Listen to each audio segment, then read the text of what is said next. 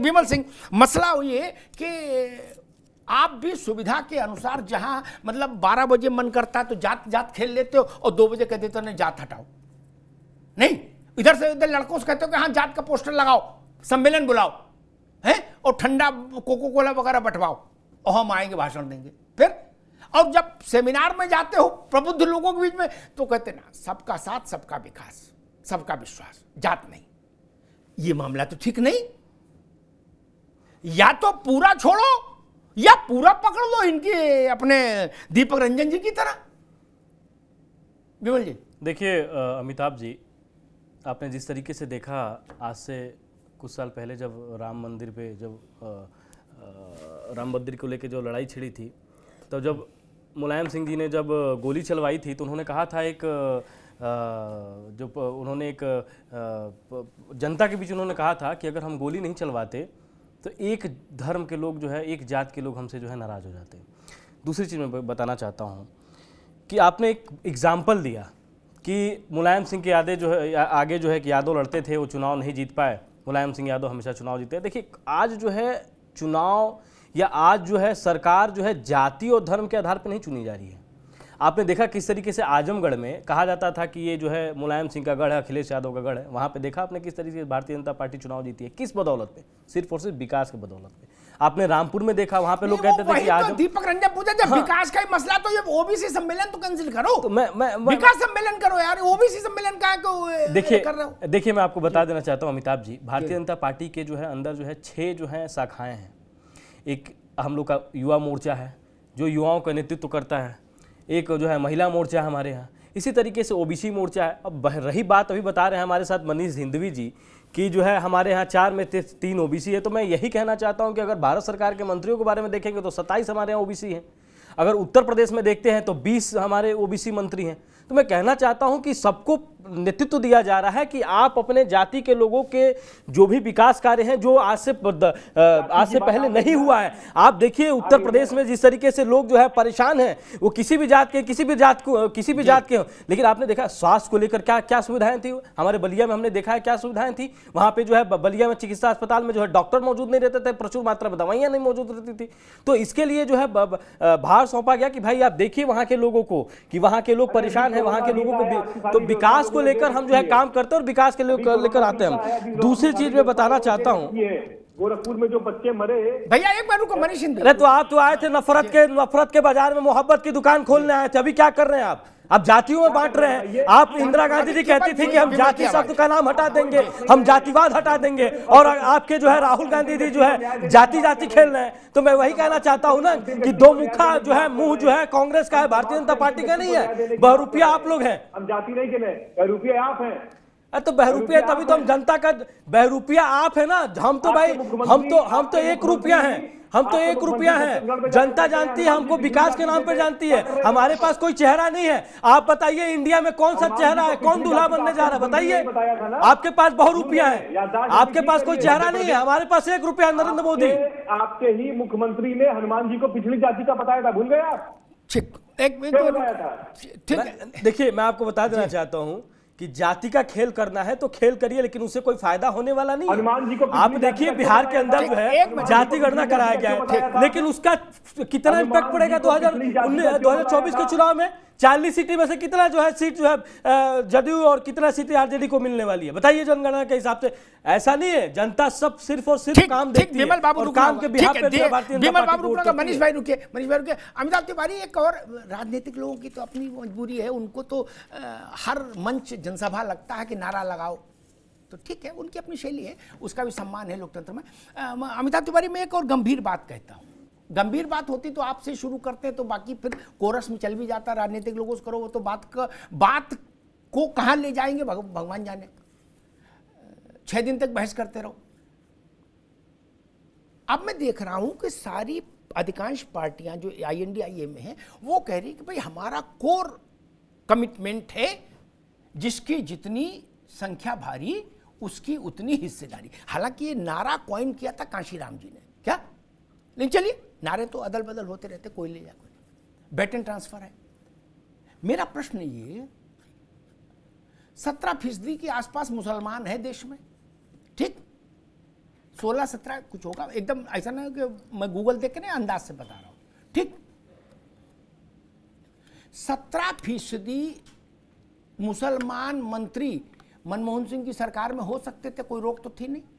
भाजपा वाले तो चलो ये मुसलमान को नहीं चाहते, ये तो इस सिद्धांत के लोग थे कि जिसकी जितनी संख्या भारी। क्या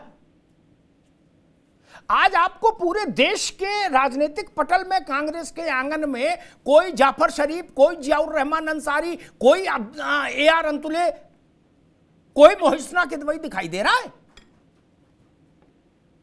वो 17% कहां है? उनकी हिस्सेदारी कहां है? अमिताभ तिवारी, हमें 1% वाले के लिए तो रार मचाए हैं, लेकिन 17% वाले कहां, उसका तो बताओ अमिताभ तिवारी जी। तो देखिए जो नारा है, इसीलिए देखिए ये एक पॉलिटिकल बॉम्ब है। बीजेपी से क्यों बच रही है? आपको तो ध्यान है, वीपी सिंह जो ये ले करके आए ओबीसी रिजर्वेशन, वो 11 महीने में ही निपट गए थे। अभी भाजपा ने वोक्कालिगा और लिंगायत समाज को कर्नाटक में आरक्षण दिया, भाजपा वहां हार गई। हिमाचल में एक जाति को दिया था, भाजपा वहां हार गई। राजनाथ सिंह जी ने कोशिश करी थी ओबीसी को सब कोटा देने के लिए, वो 2002 में हार गए।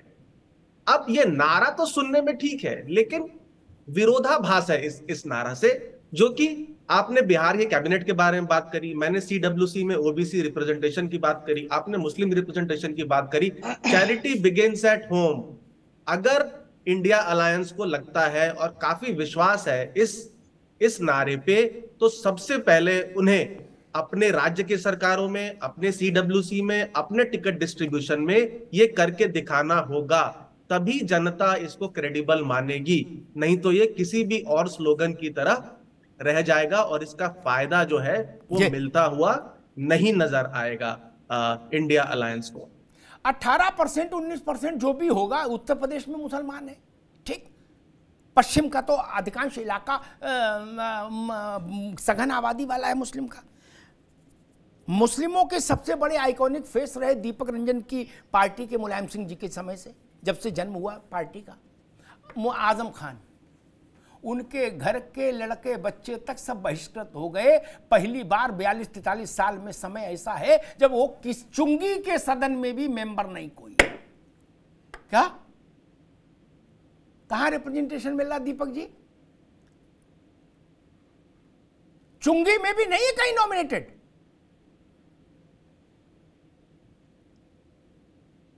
लेकिन चुंगी प्रथा तो आदरणीय नेताजी ने उसी टाइम खत्म कर दी थी। अरे चुंगी से मेरा मतलब है यार, तुम लोग भी गजब करते हो। मेरा मतलब है नगर पालिका, और शुद्ध हिंदी में बोलूं म्युनिसिपल कॉर्पोरेशन अंग्रेजी में, और फ्रेंच में बोलो तो सुन लीजिए मेरी बात पूरी आवाज आने दीजिए। अभी हमारे सेंसिबल प्रवक्ता भारतीय जनता पार्टी के विमल भाई बता रहे थे कि कौन बहुरूपिया कौन नहीं।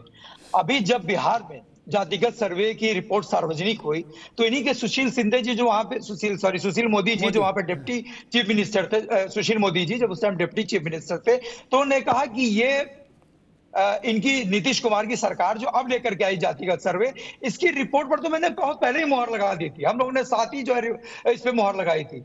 और फिर मैं तो इनसे बार बार पूछना चाहता हूं विमल सिंह जी से कि आपके जो अलायंस दल है, आप उनसे क्यों नहीं आप बात करते हो कि वो क्यों जातिगत जनगणना की बात इतनी मुखरता से उठा रहे हैं? भाई विपक्ष उठा रहा है। अगर आपको लगता है, और आपके गोपीनाथ मुंडे जी ने 2011 में इसकी बात उठाई थी, उसके बाद अभी हमारे आदरणीय अमिताभ भाई तिवारी जी बता रहे थे। देखिए उसके बाद राजनाथ सिंह जी ने 2018 में भी जातिगत जनगणना की, जब ये लोगों के बीच में गए थे, तो उन्होंने बड़ी मुखरता से जातिगत जनगणना की बात कही थी कि अगर सरकार हमारी 2019 में आती है तो हम सबसे पहले जातिगत जनगणना कराएंगे। ठीक, कहाँ है इनकी बातें? तो विमल भाई को उन लोगों से पूछना चाहिए। पहले तो मैं बार बार इनसे कहता हूं यही बात कि आप बार बार आप अपने उनसे पूछो, अपने घटक दल के लोगों से पूछो, या तो उनको निकाल के बाहर करो। अगर आपके सुर में सुर मिला करके नहीं चल रहे हैं वो, तो आप उनको निकाल करके, अगर आपकी उनकी चीजें कहीं से जो है नहीं मैच खा रही, तो आप उनको निकाल के बाहर करो। आप तो विश्व गुरु, आप तो अकेले ही सक्षम हो, मोदी जी हैं तो सब कुछ मुमकिन है। आप उनको निकाल के बाहर करो ना, उनके बिना कौन सा आपका काम रुक रहा है? जब आपकी विचारधारा से वो मैच नहीं कर रहे हैं। ठीक है, ठीक है भैया दीपक, मैं आऊंगा बहस के तरीके से। अमिताभ तिवारी, छोटा सा प्रश्न ले लूं, फिर मनीष जी के पास, फिर विमल जी के पास। आप आंकड़े जानते हैं, मैं तो उतना टेक्नो से भी नहीं, ना मेरे पास उतने आंकड़े रहते, आपके पास का तो विषय हो कि मुझे बताओ, कोई ऐसी सरकार रही या जिसमें मुसलमान को आबादी के बराबर मंत्रिमंडल में स्थान मिला हो? भाजपा को छोड़ दो, ये लोग तो है ही गड़बड़। क्या 100% खालिस, 100% खालिस प्योर कश्मीर के केसर की तरह प्योर जो सेकुलर दल है, उनके रिजीम में कभी ऐसा आपको याद है कि भाई 17% मुसलमान है, 17% मंत्री गिनवाओ हमको केंद्र में और राज्य में? नहीं जी, किसी भी रेजिम में नहीं है। और तभी हम देख रहे हैं कि AIMIM जैसी पार्टीज का जो इन्फ्लुएंस है वो धीरे धीरे बढ़ रहा है, क्योंकि वो मुस्लिम रिप्रेजेंटेशन की बात कर रहा है। तो सारा नारा यही फेल हो जाता, जिसकी जितनी संख्या भारी उसको उतनी भागीदारी। ये बोलो कि हमारी पालकी सब मिलके ढो, हमें जिताओ तो हम मुख्यमंत्री बने, और भैया करे हमें जिताओ तो हम प्रधानमंत्री बने, तुम लोग जिंदाबाद करना। मनीष जी, जातियां ये पूछ रही हैं कि भाई दूसरा कर्पूरी ठाकुर क्यों नहीं हुआ लालू जी के रिजीम में? ऐसा है कि आप अगर ध्यान से देखिएगा, और मैं आदरणीय जो हमारे राजनीतिक विशेषज्ञ अमिताभ जी हैं उससे भी कहना चाहूंगा कि आप कह रहे हैं चैरिटी बिगिन एट होम, कैसे चैरिटी बिगिन होगी? 4 चीफ मिनिस्टर हैं, 3 OBC बनाया है, राष्ट्रीय अध्यक्ष दलित को बनाया है, कैसे चैरिटी बिगिन होगी बताइए? और कैसे शुरुआत होगी? और इस देश के जितने बड़े परिवर्तन हैं, आप मुसलमानों की बात कर रहे हैं, पहला उपराष्ट्रपति, चीफ मिनिस्टर, सब हमने बनाया है। हम सबको साथ लेके चलने में विश्वास रखते हैं। और आज अगर हम राहुल गांधी से ज्यादा स्पष्टवादी नेता कौन है? वो तो कहते हैं कि अगर हमसे कोई बात गलती हुई है, अगर कहीं हम छूट गया है तो चलते, तो हम उसको अब शामिल कर लेंगे। इतना स्पष्टवादी नेता कौन है? तो कहते हैं कि ऐसा नहीं है कि अगर हमने सब ठीक किया, हो सकता है कुछ हमसे रह गया हो, हम अब ठीक करेंगे। ठीक, स्पष्ट बात करने के आदी है वो, और हम सबको शामिल करने में विश्वास रखते हैं। नहीं, आप भी वही करें, सबका साथ सबका विकास, फ्रेज अलग है, बात वही है। ठीक, अमिताभ तिवारी कुछ करें तो आपको लास्ट में समझ देंगे, विस्तार से अपनी बात कर लीजिएगा। अमिताभ तिवारी बताइए भैया। नहीं, मैं सिर्फ एक चीज कह रहा हूँ, बात सही है। तीन मुख्यमंत्री OBCs हैं, लेकिन एक मुख्यमंत्री छत्तीसगढ़ कुर्मी समाज से आते हैं जो अपर OBC हैं, और दूसरे मुख्यमंत्री सिद्धारमैया जी कुरुबा हैं जो भी अपर OBC से आते हैं। तो बैकवर्ड या लोअर OBC से नहीं है रिप्रेजेंटेशन जिसकी बात करी जा रही है। अमिताभ जी, आप एकदम ठीक कह रहे हैं, उनकी भी भागीदारी बढ़ाई जाएगी। ठीक, सवाल इस बात का, आज आपने OBC को 2 भाग में बांट दिया कि अपर OBC है, लोअर ठीक। मनीष बाबू, अब रुकना होगा। मनीष बाबू, ठीक बात। मैं तो कहता हूँ, विमल जा रहे आराम से बताएं, मैं तो एक अच्छा सुझाव दूं, सब मेरे मित्र हैं, निःशुल्क सुझाव मनीष सिंघवी जी की पार्टी के लिए। राहुल गांधी से ज्यादा साफ गोई वाला कोई नेता नहीं, वो करे सहमत। राहुल गांधी जी ये भी कह रहे कि भाई माफी से में हमें कोई समस्या नहीं, जो विषय बताओ माफी मांग लेते, कलेश काटो, चलो, इससे भी सहमत है। मैं भी उतना ही साफ बात बोलने वाला आदमी हूँ। मनीष बाबू, एक सुझाव देता हूँ, कहाँ कहाँ आपकी सरकारें हैं? अब छत्तीसगढ़ में तो सरकार, और राजस्थान छोड़ ही दो, वहाँ तो घोषणा ही हो गई चुनाव की। अभी ठीक ठाक चल रही हिमाचल वाली, और वो क्या नाम, कर्नाटक, वहाँ है। वहाँ अभी शाम को 7 बजे तक अनाउंसमेंट करा दो मंत्रिमंडल विस्तार का, और तराजू से नाप के मुसलमानों को उतना मंत्री पद दे दो। क्या नासे रोग हरे सब पीरा, आप फिर मुंह पे ताव दो, कहो हमसे ज्यादा ऐसा कौन ईमानदार है जो कहा सो किया। ये कर दीजिए, जय जय हो जाएगी, बाकी भगवान भला करेंगे। विमल सिंह, देखिए, मैं कहना चाहता हूँ, अभी इन्होंने बहुत अच्छी बात कही कि हमारे 4 मुख्यमंत्री में से जो है 3 OBC हैं। ये परिवारवादी पार्टी है। अमिताभ जी, आपने एक बहुत अच्छा इनका जवाब भी दिया था कि प्रधानमंत्री कितने हुए हैं, तो प्रधानमंत्री तो हमेशा परिवार को, आज भी देखिए जिस तरीके से इंडिया अलायंस बनी हुई है, इनके पास जो है चेहरा ही नहीं है, कोई चेहरा नहीं है इनके पास। बाद में जाके फिर राहुल गांधी जी के पास अटक जाएंगे ये लोग। मैं वही कहना चाहता हूँ कि देखिए, सीएम का चेहरा MP में कौन है आपका? देखिए, जाति का सीएम चेहरा कौन है? देखिए, हमारा, आपने देखा प्रधानमंत्री जी ने क्या बोला था? अभी प्रधानमंत्री जी ने बोला कि प्रधानमंत्री नरेंद्र मोदी जो है चेहरा नहीं है, विकास चेहरा है। तो हमारा चेहरा सिर्फ और सिर्फ विकास है, सुन लीजिएगा।